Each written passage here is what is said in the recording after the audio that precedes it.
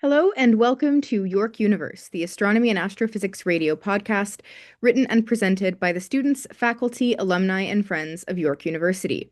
You'll find us now wherever podcasts are distributed. I'm Sana Withers. I'll be one of your hosts this evening, and I'm joined tonight by Gagan Sidhu. We're broadcasting live from the Allan Carswell Observatory, located at York University in Toronto, Ontario, Canada. York Universe broadcasts live every Monday night at 9 p.m. local Toronto time or Tuesday morning at 1 a.m. Universal time. We broadcast live on our YouTube page, York U Observatory, and run in concert with our online public viewing program run by the Observatory team. To navigate to the live show or to find out more, please check out our website at yorku.ca/science/observatory and follow the links to the online public viewing or OPV to join the chat on YouTube. For any questions or comments you may have about our past shows, or if you have suggestions for future topics, you can always send us an email at observe@yorku.ca. You can also connect with us on Instagram with the handle at Yorku Observatory and on Facebook at Allan I. Carswell OBS. All of our programs are free, but if you would like to make a donation, please see our website at yorku.ca/science/observatory. Our observatory crew will be monitoring the chat room for any questions and to post content. So if you have anything to ask, any comments you want to make, please head over to the chat and check out some archival images for tonight. We'll have to be sticking to archival images because the weather is pretty terrible at the moment at York University. So no live imaging for us tonight, unfortunately. But Gegan, how are you? I'm good. How are you doing? Pretty good. I'm really hoping for this terrible weather to just kind of pass on as fast as possible. But I that know. just hasn't really been happening this winter. I think this is the first time we've gotten snow on so many days, and we've had some pretty big snowfalls as well. And I'm not used to seeing this here. We usually only have to shovel a couple times a year, and I feel like we've been shoveling at least every week. Oh, yeah. Yeah, I think this was like a record-breaking amount of snow this year, especially the storm that Toronto really got hit with a few weeks ago.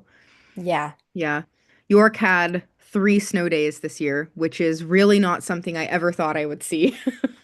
Yeah, I think in my entire undergrad, so for 5 years between um like prior to COVID, I think we maybe had one snow day the entire time. Yeah. Yeah. And I even know this season there were a few times where we had like really bad freezing rain, twice kind of back to back. And they made us come to campus in person. They were like, nope, we're not canceling class for freezing rain, which is arguably kind of more dangerous than just normal amounts of snow. But then they canceled during the snowstorms. I'm not complaining. It's just really didn't think I was ever going to see that. Yeah, driving in the freezing rain is a nightmare. So, Yeah. um, fortunately, I don't have to be on campus every single day, so I can work my experiments around on the weekends, but it's been a hassle. Yeah. Yeah. Well, we have a pretty packed show tonight with we've got 4 this week in history items, I think, this week. And you're first off. So could you tell us about the polar satellite? Absolutely. So, the Polar Satellite is a satellite that was launched into the Earth orbit that was tasked with studying the auroras in Earth's atmosphere. So, if you've been keeping an eye on any of the aurora forecasting websites, or if the Northern Lights are on your bucket list, this one's for you. So, if you have been keeping up to date with those, you'll know that the last little while has been an especially active time for auroras. People in the northern areas of Earth have seen that auroras have been coming around on consecutive nights and especially strong ones as well. The sun has been really active, and therefore so has Earth's ionosphere. And we've seen amazing displays of the northern lights all the way down to even Mexico with especially strong geomagnetic storms causing coronal mass ejections, um, resulting in that faint red glow being observable at really low latitudes. So, the Global Geospace Science satellite called Polar was launched in February 1996. It was launched to study the Earth's magnetosphere and how energy from the sun interacts with the ionosphere and upper atmosphere. So, the ionosphere is an ionized particle layer above Earth's atmosphere that can be big enough to fill up Earth's entire magnetic field, especially during times when solar activity is really high. So when we're getting a lot of solar wind, with a lot of coronal mass ejections from the sun, the Earth's ionosphere can be very active. And what aurora is when particles in the ionosphere are excited by energy emissions, so coronal mass ejections or solar wind from the sun, and they reach a higher energy state. When particles are excited at a higher energy state, when they come back down to their original energy state, they emit some energy. And for a lot of these particles in the ionosphere, that energy is emitted as light. And this can cause glows and light projections of various colors and intensities in the atmosphere.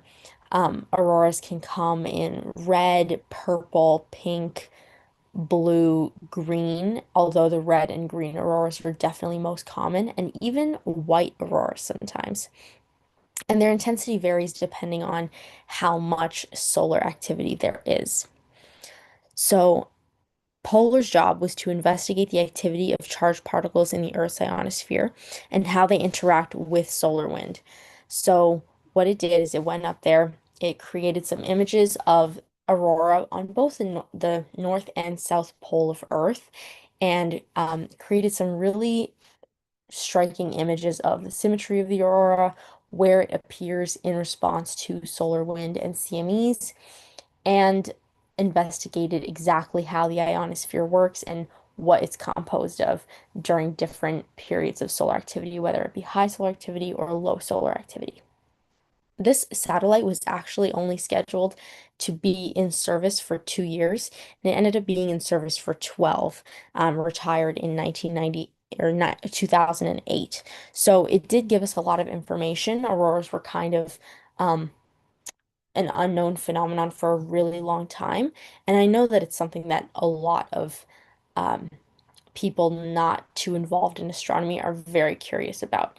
And there are a lot of great resources where you can figure out where to see auroras near you, what you need to see in aurora, and when we can predict different periods of high solar activity. So, yeah, there are lots of groups out there that only talk about when and where to see auroras and whether we can predict aurora activity in the future. Yeah, auroras are really like one of my favorite things, honestly. I've only ever seen an one aurora once, and it was this little bit of a flicker of an aurora from a couple of years ago when we got hit with a major solar storm. But it's been one of the things I've wanted to do for a very long time is go somewhere where you can actually see a lot of aurora, like somewhere kind of closer to the North Pole. Have you Yeah. ever seen a lot of aurora or just a little bit here and there? Um, there was there were 2 nights, I believe, in 2024 in the fall where we had a really big solar storm. And there was one night where even from my driveway, I live in the suburbs, so there's a lot of light pollution in my area. Even from my driveway, I could see a really strong pink glow as well as a really crazy green aurora. And it was very active, a lot of movement right overhead, and that was one of the coolest things I've ever seen. I still look back at the videos I have from that day, and you could see it with the naked eye. And then I think a couple of weeks ago, I actually saw some aurora on the northern horizon, but it was very far out, nothing like the big storm. It's still Yeah. very elusive, though. I wish I could see it more often. Yeah, I remember the one in 2024. Um, and that one I did see the pink glow also, but I didn't appreciate it at the time because we were in the observatory in the 60 centimeter dome and we had the dome slit open. We're trying to align the telescope and the stadium had a game going on. So they had the lights on like as high as they go. The sky was crazy bright. And I remember seeing that pink glow and I thought like there's no way that's aurora because like it can't be. Like the stadium lights are too bright, the sky is too bright. It cannot be aurora. But it was. A whole bunch of other people started sending messages to the observatory chats being like, yeah, are seeing this pink glow from like downtown Toronto too. So it definitely was an aurora, but that was really spectacular. It And then was later, actually incredible. Yeah, yeah, later that night I saw like through the naked eye it just looked black and white, but when I got pictures of it it looked green, so I think it was just too faint for me to really see color in it. But yeah, it was really crazy. And I've been wishing that we'd get one more night like that, but it'd probably be cloudy at the rate we're going. seriously. I think that that was in I think May of 2024, and that storm was the most intense solar storm since 2003. Yeah. So it was pretty crazy. And the other thing about auroras is that coronal mass ejections occur at the sun all the time, but they're not always pointed at Earth. So when like we can um we find out when coronal mass ejections happen, right? Mhm. And it's not they take a while to reach Earth as well because we're pretty far away. But we're not always 100% sure whether that coronal mass ejection will actually interact with Earth's atmosphere. And if it doesn't, we don't get any aurora. Yeah, I mean, I guess it's a good thing that not all of them hit the Earth because there have been some like X-class solar flares, which are kind of the most extreme solar flares. And if they were to hit the Earth, that would actually start to cause problems with like power grids and electronics and everything. So, um, Yeah. yeah, I guess it's good. It's good that we don't always get them. The aurora would Yeah. be beautiful, though. Yeah. That one was like, I think it was seen as far south as Hawaii and the Yucatan Peninsula in Mexico, Hmm. which is absolutely crazy. And also, I think on the other side, it was visible in Algeria. So that's northern Africa. Oh man. That is cr a extremely crazy auroral event. Hmm. Yeah, very, very rare that you actually see them that Hmm. far close to the equator. Yeah. Um, But in terms of rare events, I've got another This Week in History item about an even rarer event, which is supernova 1987A, which exploded on February 23rd, so today, in 1987. Now, this is a very rare and also very important supernova to astronomy. First of all, because the supernova happened very close to us. It's found in what's called the Large Magellanic Cloud, which is one of the satellite galaxies of the Milky Way. It's a very small galaxy itself, so much, much smaller than the Milky Way galaxy. And it's located around 168,000 light years from the Earth. So this was a very, very close supernova to the Earth, which means that it's, definitely easy to study. You can get a lot of very detailed information by observing this supernova and the supernova remnant. Not really something that you can say for supernovas that happen in other galaxies. Those are very frequently detected. There's got to be hundreds of them that are known by this point. But supernovae that are actually this close to Earth that you can study in detail are pretty rare. In terms of this one specifically, it was the brightest or the closest supernova to the Earth since Kepler's supernova that happened in 1604. So, really one of those events that happens once every few hundred years. Another reason why supernova 1987A was significant is because it was the first nearby supernova that went off after the invention of like modern telescopes. So this was really the first time that astronomers could use high quality telescopes and high quality instruments to be able to observe not only like supernova aftermaths over long periods of time, but also the immediate aftermath of a supernova. So there's tons of stuff that we know about supernova like 1987A, which is something called a core collapse supernova, that we got from just observing this one supernova itself. So this is a pretty important supernova in the history of astronomy, and definitely something fun to talk about. Now, the supernova itself, because supernovae get so bright and also because they're so close to the Earth, They could actually be observed with the naked eye for a period of a few weeks.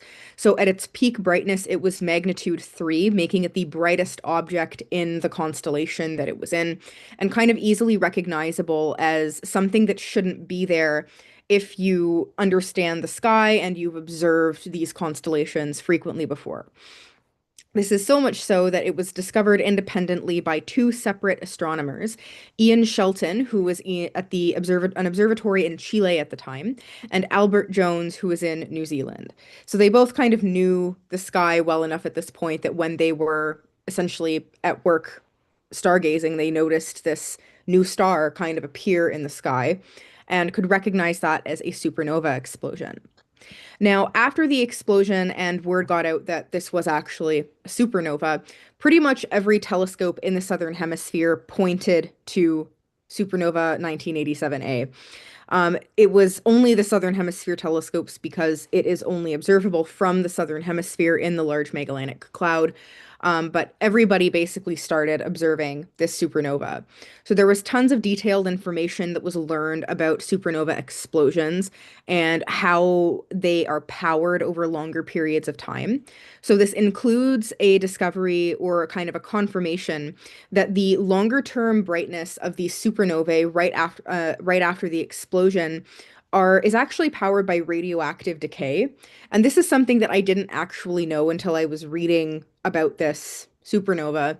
But in the actual supernova event where the star goes boom, the core produces a ton of really heavy elements, some of which are radioactive. And then these elements undergo radioactive decay, and which kind of emits gamma radiation, gamma ray radiation, and heats the actual supernova remnant, which allows it to be bright over very prolonged periods of time. So something like weeks to months. These supernovae, while the actual event of the explosion is very fast, there's a whole bunch of other stuff that's going on with this radioactive decay, where enough high energy photons are being produced by the radioactive decay that it can stay bright and stay visible to the naked eye for very long periods of time. On top of that, they had eventually discovered that the progenitor to this supernova, so the star that blew up, was what's called a blue supergiant. At the time, this was very confusing, and astronomers didn't believe that blue supergiants were commonly the progenitors to supernova explosions. That's just because this blue supergiant evolutionary stage is only one step in the way that stars die. So stars which are currently alive and on what we call the main sequence are burning hydrogen in their core. So they're taking hydrogen atoms and fusing them into helium atoms. Eventually, they are going to run out of that hydrogen fuel in the core and start doing other weird things. So, in the case of the blue supergiant, it starts to burn hydrogen in this little shell that surrounds the core. So, you basically have a core of helium and then this shell surrounding it that's a core of, not core, but a shell of hydrogen that's now undergoing nuclear fusion. And after that process, there are some extra steps like that you can start fusing helium in the core of the star. You can start fusing helium in that shell around the core. It wasn't entirely clear to astronomers that blue supergiants could oftentimes cause core collapse supernovae, where these supernovae just kind of, or these stars just kind of reach the end of their lifetimes and collapse, creating a supernova explosion. But thanks to a bunch of observations, including some from supernova 1987A, we now know that blue supergiants very commonly do cause supernovae explosions. Another very interesting thing about this is that at the time there had been already several large neutrino detectors on the Earth, and at the time, this was still early-ish days, I think, of these neutrino detectors. So while they had been detecting neutrinos from the sun, for example, there hadn't really been a lot of neutrinos detected from extragalactic sources, things like supernova explosions in the Large Magellanic Cloud. But because that explosion was so close and so powerful, these neutrino detectors on Earth were able to pick that up for the very first time. So another interesting kind of first for astronomy thanks to supernova 1987A. Now, even though it's been many, many years since the supernova explosion, there's tons of telescopes that are still observing it, taking follow-up data about the supernova remnant, and generally just learning more about supernova 1987A and other supernovae. So one of the really cool things that you can look up is this little video that people can make, just kind of a compilation of all of the images of 1987A over the course of many, many years. And you can actually see the way that the nebula is like expanding and moving around and changing as a result of just sort of normal evolution for supernova remnants.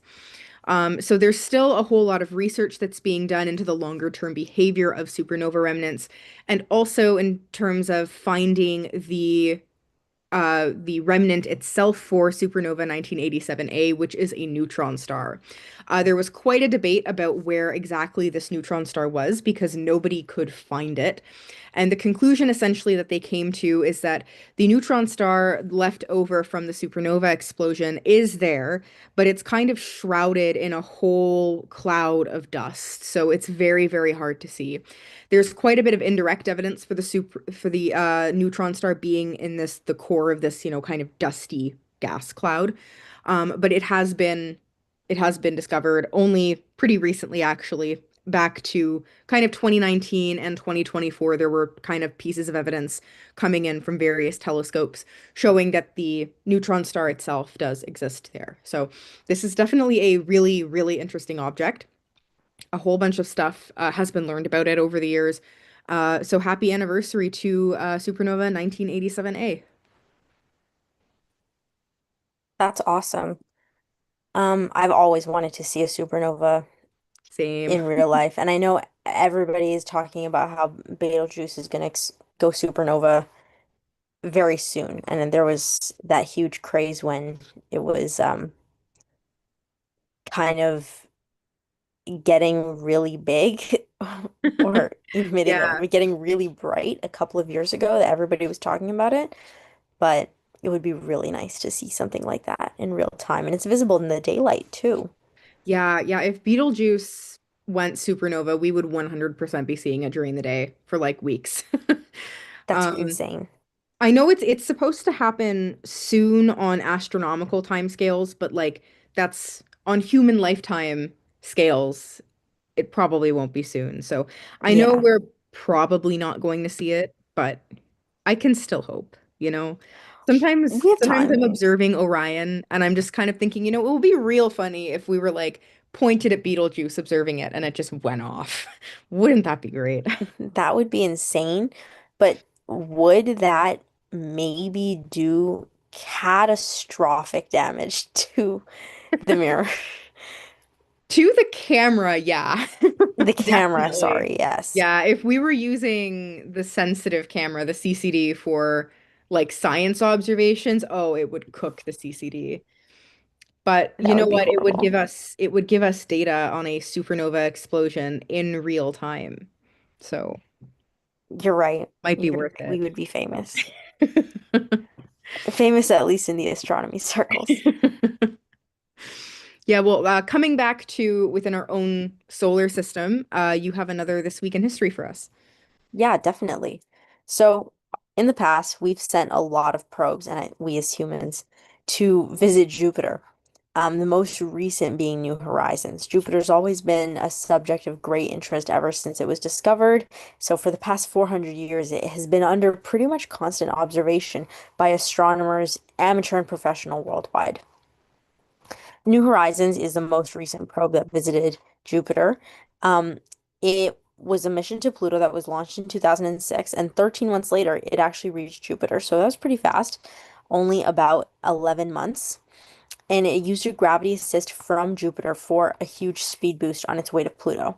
And its closest approach was February 28th, 2007, and it approached about 2.3 million kilometers away. Sorry, not 2.3 kilometers. While it was there, we pretty much ran preliminary testing on all of New Horizons instrumentation to make sure everything was in working order before New Horizons made that long, long trek to Pluto. So we pretty much wanted to test out all the cameras, make sure all the instrumentation was in top condition before New Horizons entered hibernation mode because Pluto was a much further way away. What we got was some beautiful new imagery. New Horizons cameras were the best cameras by far to ever be this close to Jupiter. So, for the first time, the ring system was measured and observed in great detail. It actually was also looking for new moons in Jupiter's ring system that had maybe gone previously undiscovered because sometimes moons can be hiding around the rings, but it didn't actually find any new ones. And it also was able to observe the moons of Jupiter. Some of the most interesting things it looked at were the volcanoes on Io.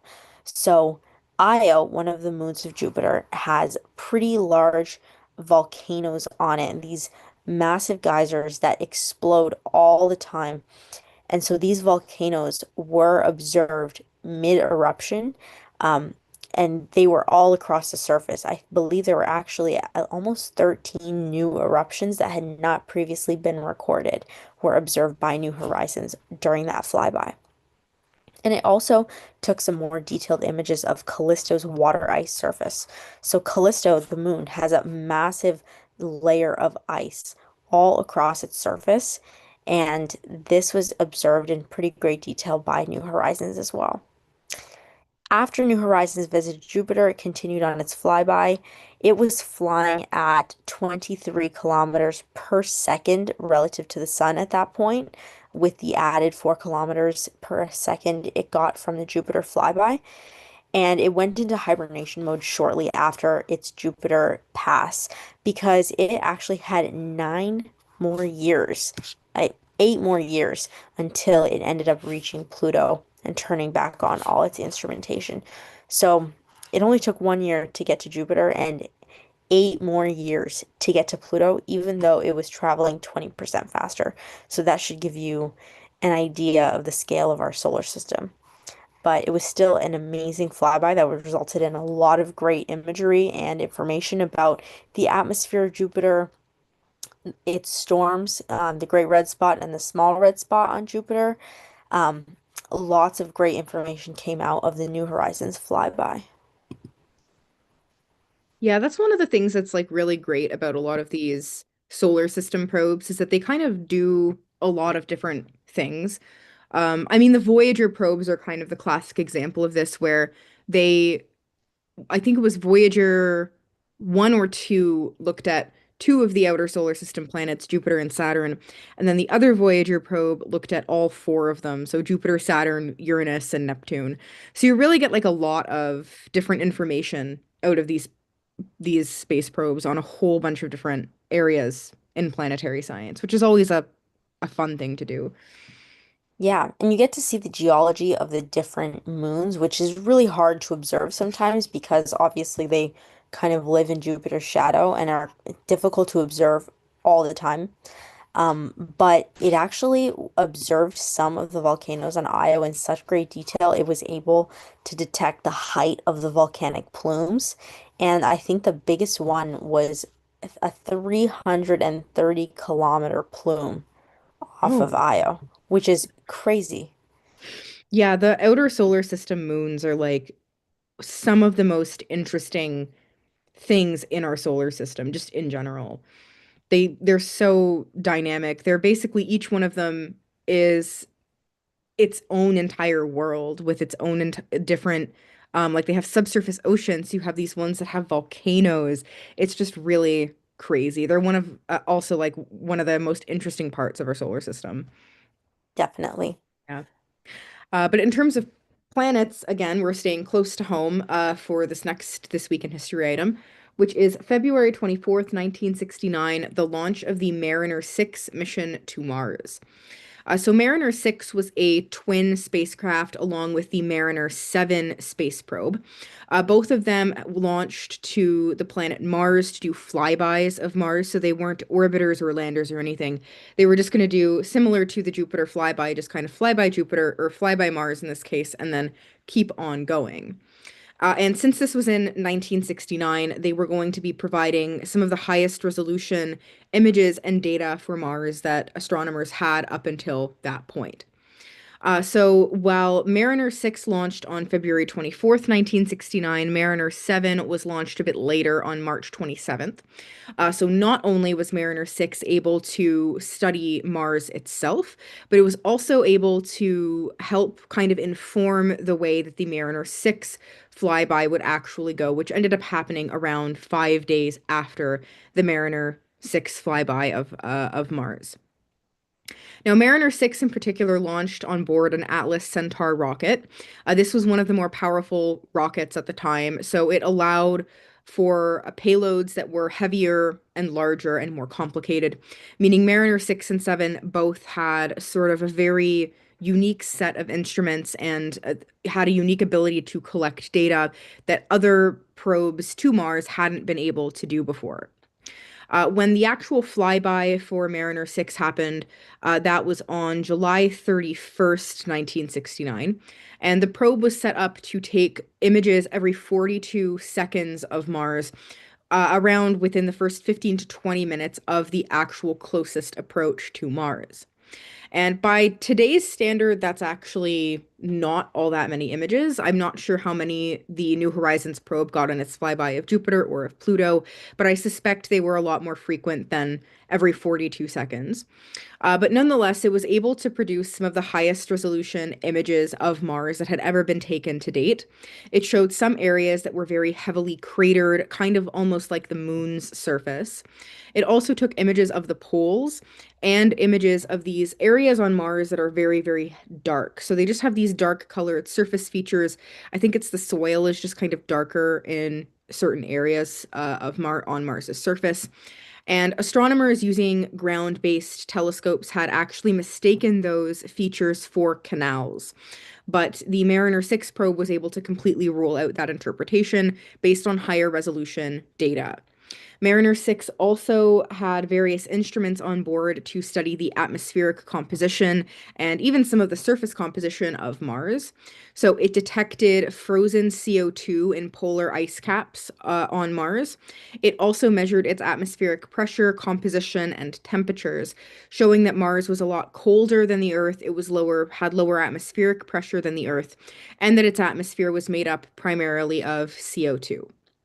Now, after the Mars flyby that Mariner 6 did, around 5 days later, the Mariner 7 probe also did a flyby of Mars. And thanks to the things that people had learned during the Mariner 6 flyby, some astronomers and engineers were able to kind of make some adjustments to several different things for the Mariner 7 flyby, so they were actually able to get better data out of it than they got during Mariner 6. And overall, just learned a lot of new things about Mars and the Martian system. So this really is proof that if you want to learn about things, you really do need to actually go there to learn about them.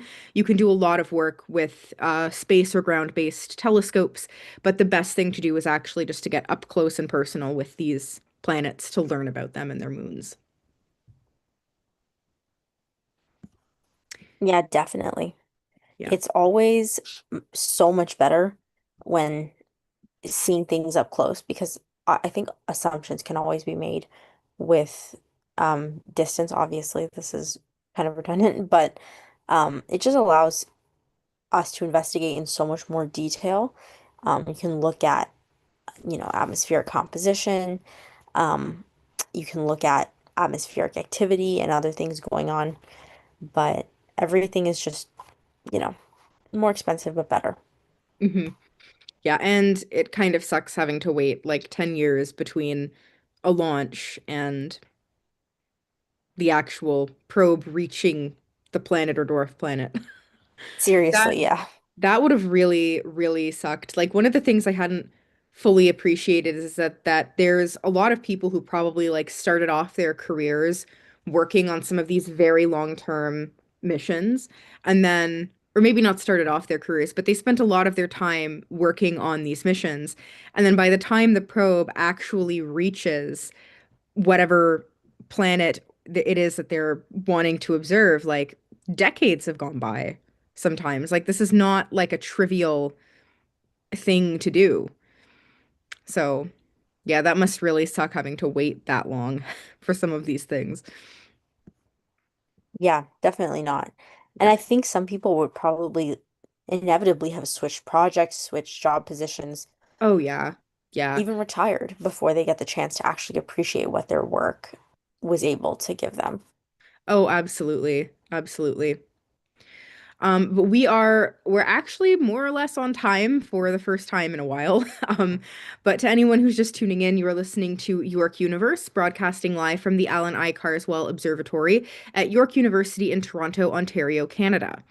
If you would like to visit our website and join the online chat, please visit yorku.ca/science/observatory. We have just finished discussing some this week in space and astronomy history, mostly related to things going on in the Earth and the solar system. And we do have a couple of, two interesting news items coming up. But before we get to that, I do just want to give a quick reminder that, first of all, we have a tour coming up this week on Wednesday at 6:30 p.m.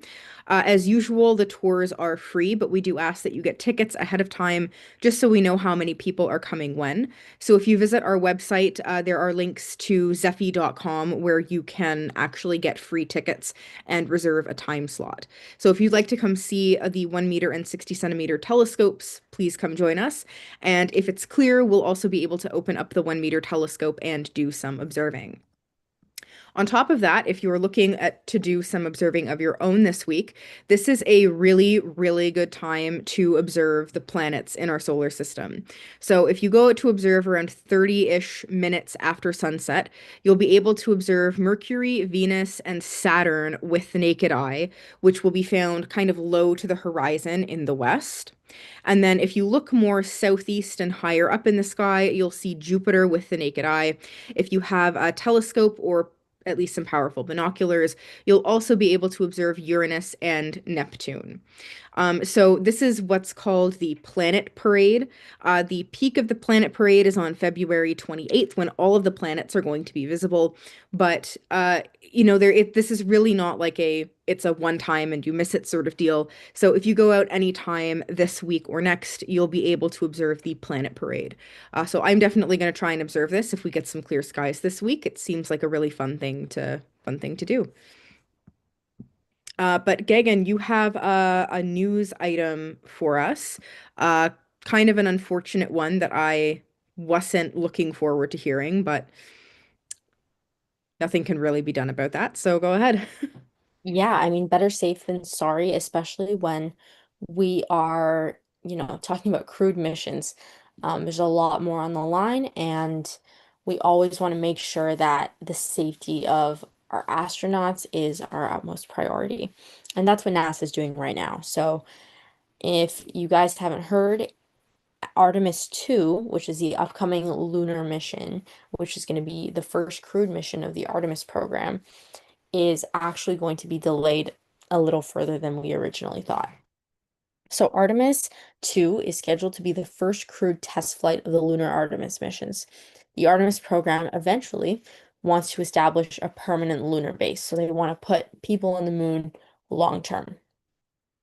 Similar to the way the ISS operates, we would be going to and from the moon pretty often, dropping astronauts off, picking them up, and running ongoing science labs for various purposes on the moon. So, Artemis 1, which is the first Artemis mission, orbited the moon in 2022. This was a non-crewed test flight. So, this was just to see what the flight operations would look like for a lunar mission. That was in 2022, and now in 2026, we had planned for Artemis 2 to be the first crewed test flight of the Orion spacecraft and of the space launch system. This will be the first time the astronauts have visited the moon since the 70s in the Apollo mission, Apollo 17. So this is a big step. We really need to make sure that we are able to get astronauts to and from the moon in a very efficient way to where it isn't as taxing both for NASA or for the astronauts themselves. So this is a very important next step in the Artemis program. It was meant meant to be a precursor for Artemis 3. So Artemis 3 is scheduled to be the first landing moon mission, which are going to be sending astronauts to the moon, where they're going to establish their very beginnings of the lunar base. Um, but obviously we have to do two first, where we're just going to go in orbit. The next launch window would have been March 6 to 11. So Artemis 2 had already been delayed by about a month, starting from the February launch window. It was delayed to March 6 to 11.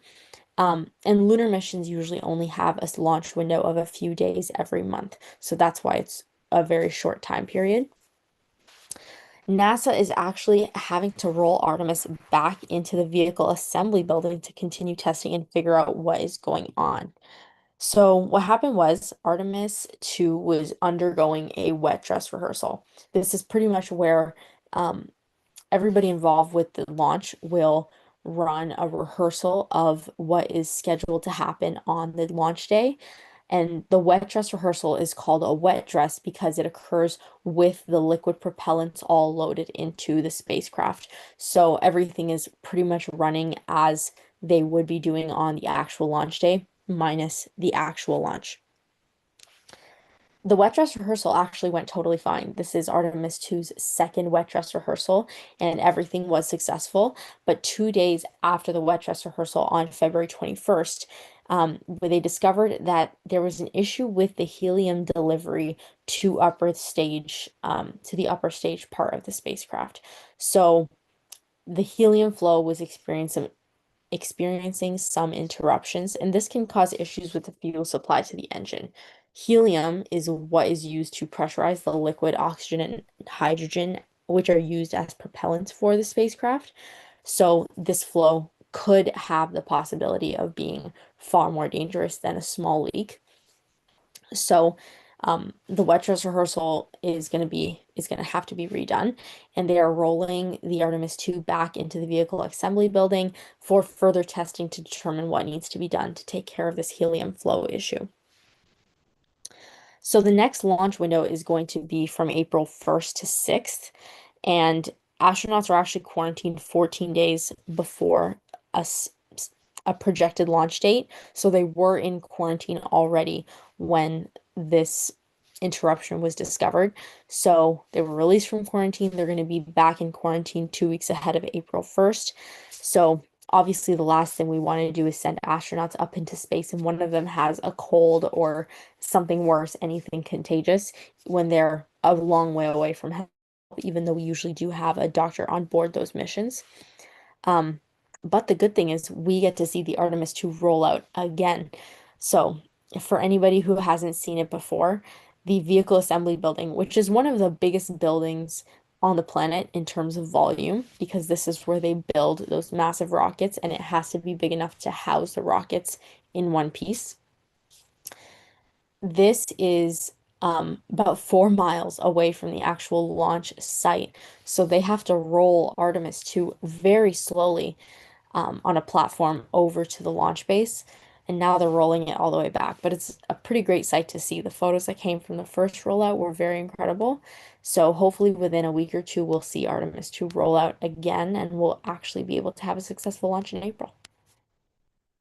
Yeah, I'm really looking forward to the Artemis launch, partly because there was a Canadian astronaut on board this mission. So, Jeremy Hansen will be the first person from a country that is not the United States to actually go to the moon. Even though they're not landing, it's still they're going to be going incredibly far away from the Earth, especially in terms of human spaceflight distances. So I've been very excited, just kind of based on the principle that there's also going to be a Canadian. Definitely, I'm feeling very patriotic about it. Yeah. Do you Yeah, it's know? Oh, sorry, go on. no, no, go ahead. I was going to ask if you know whether um, having been on Artemis 2 will be an edge for these astronauts to actually be selected for the Artemis 3 flight. I'm not sure. I don't think Jeremy Hansen or any other Canadian Space Agency astronaut would be on Artemis 3. I think that's just because of contracting things like Canada is a partner in the Artemis program, but they don't automatically get a seat on every mission. So I think there's some kind of politics and scheduling behind what astronauts from other countries go on these Artemis missions, but I'm really not sure about that. I know for the Apollo missions, they didn't really repeat astronauts on different Apollo missions. Like there were a couple of Apollo missions leading up to the actual Apollo 11 landing on the surface that were kind of like what Artemis 2 is, which is testing out various components of the spacecraft. So they did two missions that were Earth orbiting missions where they just kind of tested the command module where astronauts would actually live in, and another one where they tested the lunar module that would actually take astronauts from the capsule to the surface of the moon and then back. And then again, they also did two kind of test missions out to the moon, one of which where they just kind of did a flyby, and a second one where they did pretty much everything except actually land on the surface. So they detached the lunar module and sort of approached the surface of the moon, but came back before they actually got too close to the surface itself. Um, and they didn't really repeat astronauts from each of those missions. There was a kind of set crew rotation that the powers and be that be in charge of everything had kind of baked into things. So, if they're still doing things in that kind of crew rotation fashion, I would say probably not. But again, I don't really know what the plans are for that and if they've kind of changed since the Apollo era. No, that makes sense. And there are a lot of astronauts with experience who have been, you know, going to and from the ISS as well. So there are a lot of astronauts with logged flight time that would be eligible for these lunar missions. Yeah. Yeah, same thing also with the kind of politics behind who goes on these missions. The European Space Agency is also a partner in Artemis, and I think they are contributing more than Canada has been contributing to the Artemis program. So honestly, my expectation was kind of that there would be an ESA astronaut that was on Artemis 2. I was very happily surprised to find out that it is a Canadian that's on Artemis 2. Um, Yeah, but just kind of for that reason, I'm not entirely convinced that there's going to be a Canadian on Artemis 3. yeah, Some of the later Artemis missions probably, but I don't think Artemis 3. yeah. No, I get why they need some rotation in the astronauts. Hmm. And they have a lot of Artemis missions planned. Like they have many, many flights scheduled. Yeah, yeah. I mean, they are trying to build like that kind of more permanent presence around the moon. So there's going to be tons of opportunities if they do get the lunar base set up to actually Right. go to the moon. That would be so cool. That would be awesome. Yeah, and I mean, even, back to the discussion we were having before about how you have to actually go somewhere to really learn about planets. Like the same thing can be said for the moon. We can send robotic probes to the moon, they can do sample returns, but there is kind of, at least right now with the way that kind of state we're in with technology at the moment, there is something to be said about having an actual human being who can talk to ground crews kind of out there, who knows a bit of science, who understands lunar geology, being able to actually go and just easily pick up and select interesting rocks and learn things in a much more hands-on way than you can do it any way else. So, no doubt we'll learn a whole lot of interesting stuff about the moon itself. I'm very excited, especially the part where they can decide on the spot what looks interesting and what doesn't, and make those decisions and do extra stuff that is kind of beyond what we could do with a probe or a little lander. Hmm. So I'm very excited for Yeah. that to come back. Yeah, and this is some kind of history around this also to point out is today a lot of all astronauts really have some kind of science background. So you had mentioned that there is a doctor on the Artemis flights, and the way that you get doctors on space flights is that doctors who are medical doctors end up training and becoming astronauts. So Hmm. same thing happens for geologists and scientists. A lot of astronauts aboard the ISS are still kind of active in their fields. They do their own research. They are full on scientists apart from being astronauts. And one of the main reasons why we have that system right now is that back in the original early days of human spaceflight, all of the astronauts were test pilots. They had no background in science. It was just that at the time they really needed people who understood how to operate a spacecraft, which is this very new thing, a new technology that they're using. But now that a lot of this stuff has kind of gotten more stable and we've learned more about human spaceflight and spacecraft controls, you can really start to have people who are not just test pilots on these missions. And just the fact that you have these scientist astronauts means that, they know how to think like scientists. So they don't necessarily have to consult with ground crews all the time when they're doing science up in orbit or on the surface of the moon. So they kind of have this very complementary training where they've learned how to fly spacecraft and how to be pilots and astronauts, but they also have this really good science background. And that's definitely a more modern thing. That's not really something that you saw prior to the space shuttle era at all. Right. Yeah. Actually, interestingly, I just looked into it a little further. There is not a physician on Artemis 2. Mm. Um, and they do have so two of the NASA astronauts are in the Navy. So, they are the commander is a pilot, and so is the pilot leading the mission. And then both the other mission specialists, which include um, the first female astronaut who's going to be going to the moon and the first Canadian astronaut going to the moon, they are both um, in physics and engineering. But like you said, they do have a science background. And I believe everybody has at least a master's degree Hmm. um, going on this mission, which is definitely like they are not picking just anybody to be going on these missions. Everybody has to have a very problem-solving, pragmatic approach to um, both science, but also the mission itself, because they're going to have to be problem solving when they're up there. They're going to have to be thinking about the space flight and what can they do differently and um what can they do in all these different possible scenarios. So it's very important for these astronauts to have a science background and also to be able to carry out those experiments in the field where a lot of the time the older astronauts was like, okay, we are here to fly the plane. Like we are here to get us landed, and then we're gonna pick up some rocks, and then we're gonna go back. Yeah. I had done a whole lot of reading about the Apollo missions, partly because of York Universe. Um, but it was so Apollo 11 was the first landing.